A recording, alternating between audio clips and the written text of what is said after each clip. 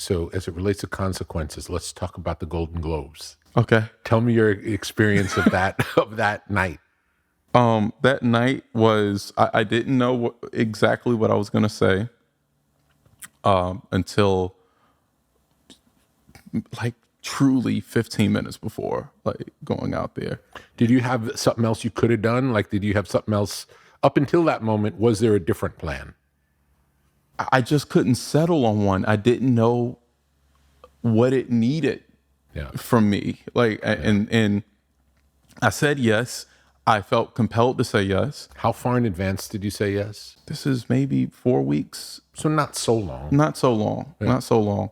And I said yes. I wanted to do it. I get excited. It's interesting because I feel as though I could be a good host, and I resent that because I don't know.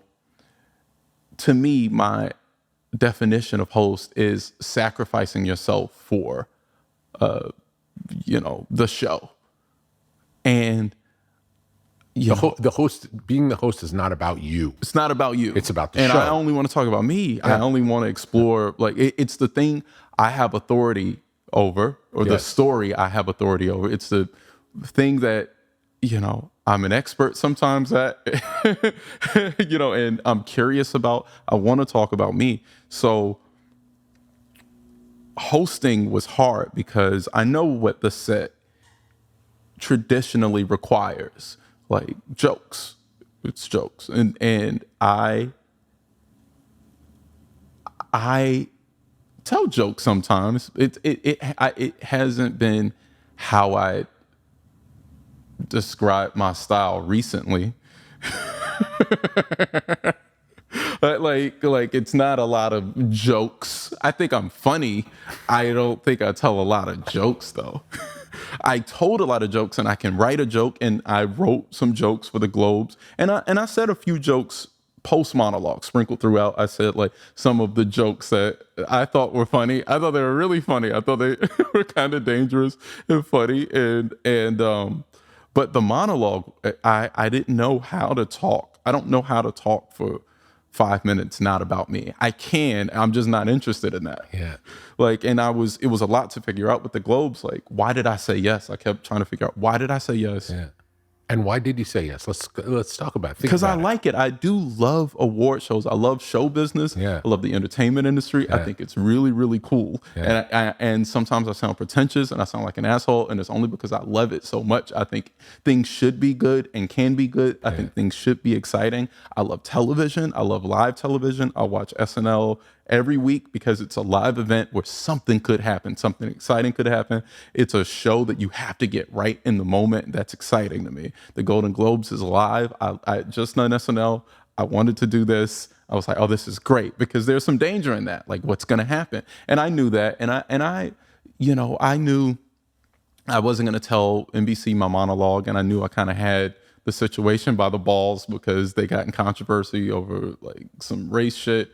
They got a black host because they kind of had to, which is, and here I am, It's also different though. The Golden Globes and SNL are really different because people are coming to SNL to laugh. Yes. People are coming to Golden Globes to hopefully win an award, and there's anxiety. Everyone has anxiety. It's like, it's like getting up in Las Vegas. Like, the people in Las Vegas aren't there to see comedy. They're there to gamble. Yeah. And if you go to a comedy show, it's a weird vibe in the room. Some people lost. They lost, or if they're winning, they want to go back to the table. Exactly. They don't want to break it. Yeah. Yes. And the show had anxiety. The show itself had a nervousness to it because of the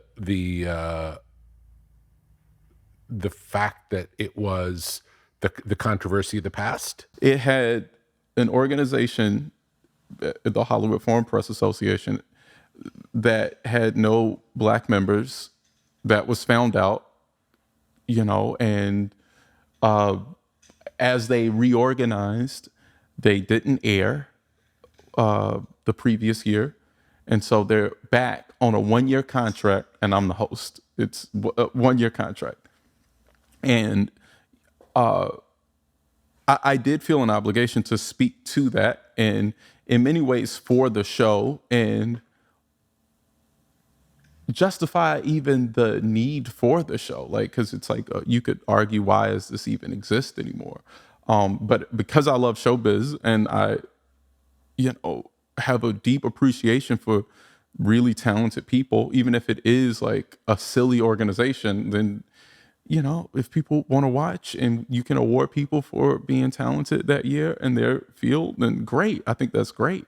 And I think it got so mired in politics, and I just wanted to address why I was there and what I thought about it. And I felt like that was the marriage between my stand-up, where I'm at right now, and the show. And I was like, okay, well, I'll talk about me and how I got here. It just felt like the right thing to do to me. It felt like the right thing to do. And I still wanted it to be funny. And I still think, I think it's very funny. I laugh at it. I laugh at like, there was, a couple jokes that the room was so tense they didn't really laugh, but I was like, all right, what can you do about that?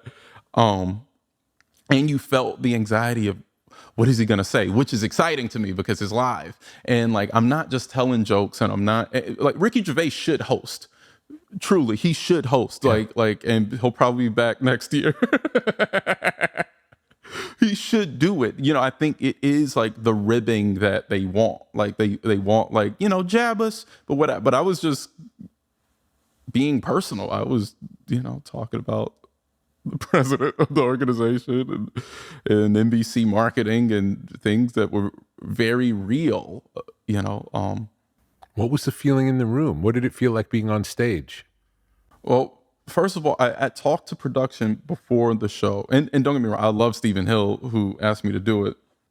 But I asked production to have the room quiet, just from a performance aspect. Like, I'm treating it like any other show, as far as I'm concerned, as a performer. Like, I want to go out and I want the room to be as quiet as you can. Like, because it's television, again, and when the red light is on, shut up. like focus should be for the camera. Like, this is a force beyond all of us now. That's how I view it. Mm-hmm. And I know it's the boozy one and the fun one, but I'm like, we're on a 1-year contract. I actually want to do a good job, and I want to have, like, focus to do it. I go out, it's loud. So, they cut it out of the YouTube clip, but like on the actual live one, it's the first few seconds are just me asking the audience to settle. I'm just pacing back and forth and asking them to settle down and getting the focus down, and like quiet really focuses everyone's attention. So everyone then got quiet, and then I began. But it was at that point then kind of a nervous energy, like everyone's kind of quiet and lean forward, and they want to laugh, and they're looking for a way to laugh or a reason to laugh. And, a lot of people in that room aren't familiar with me, so they don't know, like, my sense of humor, and they're learning it in the moment. It felt a little tense.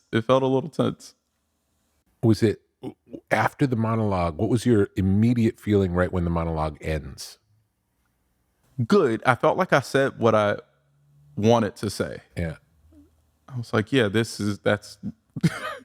what I wanted to say, kind of how I wanted to say it. Yeah. I didn't want to smile, and I didn't smile, and I told jokes, for the rest of the night, and I was ready to do that. But the monologue felt good. It felt like me. I think if I can recognize myself, I feel okay about it. Yeah.